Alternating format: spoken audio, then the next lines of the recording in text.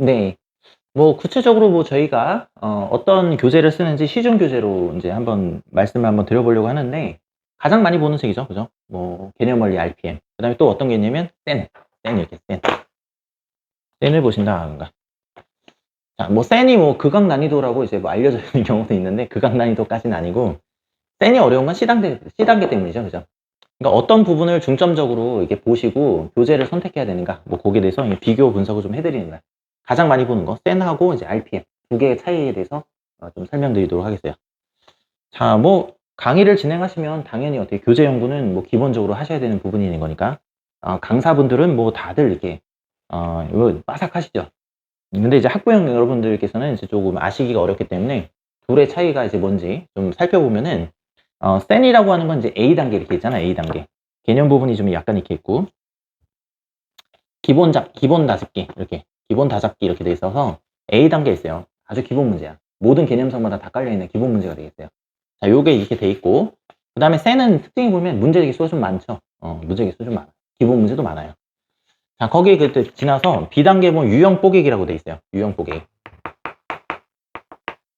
여기가 이제 유형서에 해당되는 부분인 거고, 뒷부분은 난이도가 좀 상당히 어렵습니다. 그러니까 A0, 뭐 A 플러스 이렇게 해갖고, 뭐 A 마이너스 이런 식으로 해서 난이도를 이렇게 설정해 놨고, 그 다음에 그 라이트센 같은 경우 그렇게 되는데, 라이트센은 뭐 A0 뭐 이런 식으로 이렇게 표시해 놨고, 센 같은 경우에는 뭐 상중하, 뭐 아니면 뭐 최상도 있나? 상중하로만 돼 있죠. 그죠? 상중하. 그러니까 상 문제 같은 경우에는 난이도가 좀 있어요. 그 다음에 이게 C단계 보면 만점 도전하기 이렇게 해서 C단계가 이렇게 있죠. 여기가 만점. 그에 비해서 이제 RPM은 어떻게 되어 있냐면, RPM 같은 경우에는 이제 교과서 정복하기 이렇게 되어 있고, A단계가 여기서 A단계가 교과서 문제 정복하기 이렇게 되어 있어요. 교과서 이렇게. 그 다음에 유형 부분이 어떻게 되냐면 이렇게, 뭐 요건 학년별로 색깔이 좀 약간 다른데, 유형 익히기라고 해서 되어 있는 부분이 있어요. 유형 익히기. 여기에 유형 익히기. 그 다음에 뒤에 보면은 이게 중단원 마무리예요. 중단원 마무리하고 또 중간에 뭐냐면 유형업이라고 있어요. 여기에 유형업이라고 이렇게 돼 있는 부분이 있고, 중단원 마무리 뒷부분에 보면은 뭐가 있냐면, 서술형 주관식하고 실력업이라는 게 있어요. 서술형 주관식하고 실력업. 자, 한번 보여드리면, 유형 부분이 이렇게 나오다가 유형업이라고 해서 이게 별도 챕터가 이렇게 있어요. 그리고 넘겨보시면 중단원 마무리인데, 앞에 부분은 뭐 괜찮아요. 뭐 비교적 쉬워.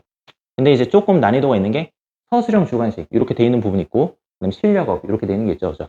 이게 전반적으로 보면 요거랑 요걸 합쳐서 보통 한 4문제씩, 단원별로 한 4문제씩 이렇게 있고, 유형업 같은 경우에는 뭐 파트마다 좀 다른데 한 8문제에서 많으면 한 16문제 정도 이렇게 깔려 있어요.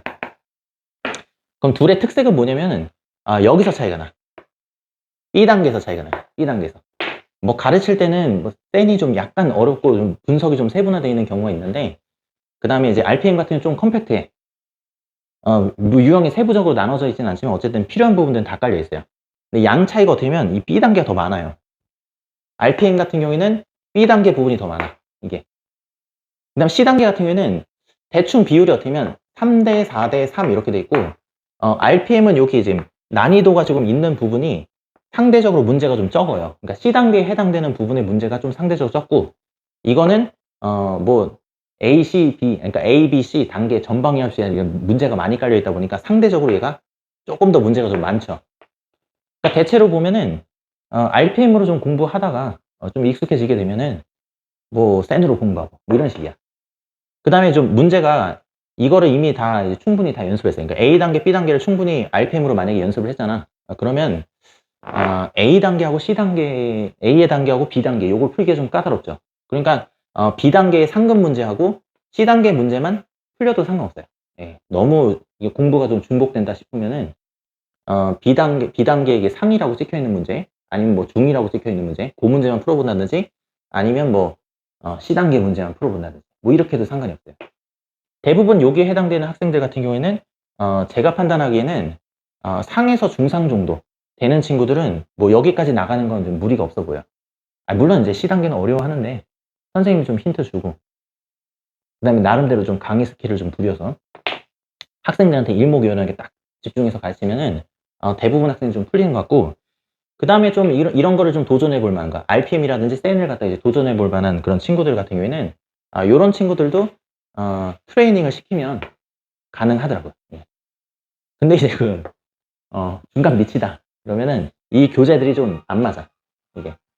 여기 좀 안 맞을 수밖에 없어요. 너무 의료해. 너무.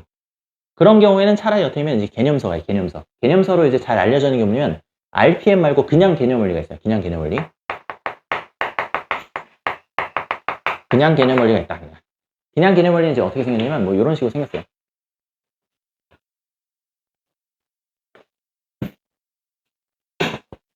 뭐 이렇게 돼 있는데, 이런 개념 원리 이렇게 보시면은 요거는 이제 문제가 어떻게 되냐면 스텝으로 이렇게 돼 있는데,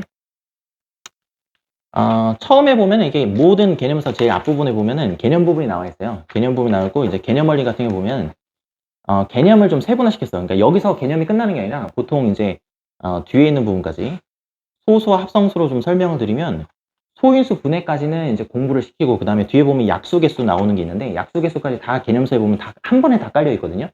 그러니까 RPM 같은 경우는 뭐 이 세 부분이 한 페이지에 다 있어요.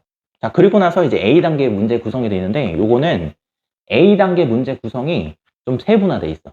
그러니까 말귀를 좀 내가 잘 못 알아먹는다 그러면은, 원래는 한 번에 이렇게 해야 되는 거를 세 부분으로 나눠서 위에 부분에 보면 한 3분의 1에 해당되는 부분 있죠. 여기 요 부분만 이제 얼른 개념 설명하고, 그 다음 문제 관련 문제 한번 풀어보고, 그 다음에 저기 두 번째 거 보고, 그 다음에 관련 문제 한번 기본 문제 풀어보고, 그 다음에 세 번째 거 하고 그 관련 문제, 그 기본 문제 한번 풀어보고, 그 다음에 이제 좀 실력이 좀 쌓였다 싶으면은 이런 문제는 시험에 나온다. 이렇게 해서 B단계 초반 부분에 해당되는 문제들이 이렇게 깔려 있고, 그 다음에 뒤에 보면은 이게 스텝 1하고 스텝 2가 있어요. 여기까지는 좀 할만해. 근데 여기 보면은 개념 원리 부분에 내가 좀 어려워. 하여튼 뭐 RPM을 하기가 어려운 친구야. 그러면은 이 스텝 3하고 뒤에 보면은 그 서술형 대비 문제 있죠. 요것도 좀 어려워요. 좀 어려워서 일단은 뭐 도전을 해보되 잘 이해가 안 된다 그러면 너무 스트레스 받지 말고 일단 건너뛰세요. 일단 건너뛰고, 뒤에 있는 개념을 알 때 앞에 있는 문제를 같이 보면은 좀 쉬워지는 경향이 있어. 왜 그러냐면 이 센 C 단계가 좀 선행학습을 요해요. 그러니까 완벽한 선행학습이 아니더라도 뒤에 있는 단어를 좀 알아야 좀 입체적으로 볼 수 있는 문제 구성들이 이렇게 있을 수가 있거든요. 그러니까 요거는 이제 두세 가지 개념을 합치는 그 융합형 문제라서 그래요. 예를 들면은 똑같은 소인수 문제라고 하더라도 뒤에 있는 문자화식을 알 때 조금 더 잘 풀 수 있게 이렇게 융합형으로 내는 경우가 있어요. 그래서 당장 소인수 분해만 내가 딱 개념을 익혔을 때는 문제가 안 풀리는데, 뭐 뒤에 있는 것까지 다 하고 정비례 반비례까지 다 하고 나면 다시 돌아왔을 때 문제가 풀리는 경우가 상당히 많거든요. 그래서 너무 스트레스 받지 말고, 그러면 이제 진도가 안 나가는 거야. 예. 그럼 일단 건너뛰고 다시 되돌아왔을 때 문제를 한번 다시 풀어본다. 그때 뭐 옆에서 뭐 힌트를 좀 잠깐 준다든지, 아니면 거꾸로 네가 한번 설명해봐라. 뭐 이런 식으로. 그래서 학생이 어느 부분이 모르는지 안다 그러면 소인수 부분에까지는 아는데 뒤에는 이 부분이 모르는 거잖아. 그럼 이 부분을 알려줘야 돼. 전체를 다 알려주는 게 아니라. 이런 식으로 이제 학습을 하시면 언젠가는 도전이 돼요. 이렇게 됩니다.